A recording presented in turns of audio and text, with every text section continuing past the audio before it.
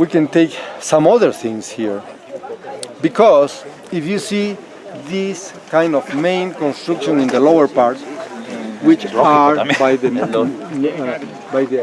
regular archaeologists known as the Inca imperial style, and then this other part of the terraces, which are with the small stones, that according also to the archaeologists might be dated as a pre-Inca, which I think is backwards, is going to show us that here, like in Machu Picchu and some other places, there has been different time and space occupations. And that's very clear when we were going to walk in the stairs over there, okay, where we see all this fine work of masonry.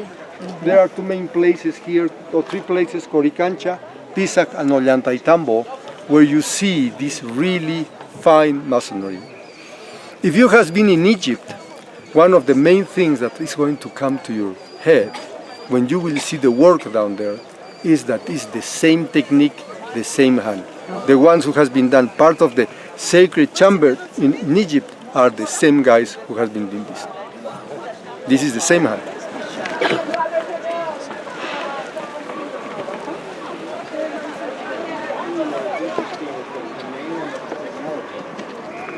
I saw that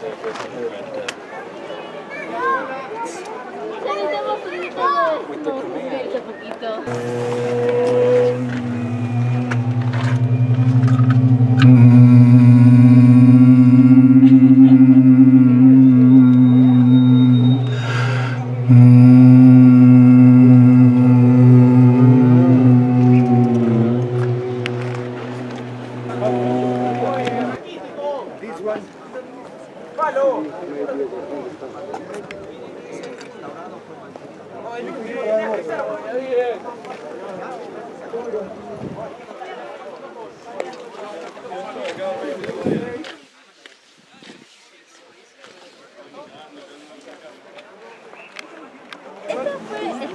Estos bloques pesan un promedio de 80 a 100 toneladas. ¿Hemos visto? And in front of us, we have what I was telling you, the biggest stones. As you can see, there are 6 big stones, 6 big pieces, and in between they have these smaller pieces. Okay? Yeah. So many people has been trying to just give an explanation of it from the technical or from the architectural perspective. Say they are big stones, the dilatation of the stone, so they put small pieces to allow to tie it, whatever. However, the time and maybe the Spaniards, because around maybe late 1600s and the beginning of the 1700s, there was a huge religious movement that showed up, known as the Taquioncol. The Taquioncol, the dance of the disease. And they say that people who start to dance, they start to get sick and they start to shake.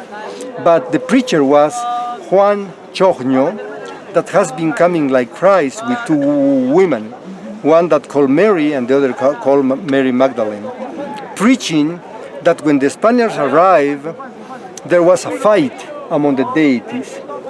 And in the beginning, the deities of the Spaniards beat the native deities. So that's why they allowed to be conquered, to be like under the slavery by these people. But that after years, these deities become back again strong. And now they were able to prove that they were strong because they allowed to survive in these lands Christians and natives. Yeah. And then this wall, I think, was reconstructed during Inca times. And look at the gaps. The stones don't fit together.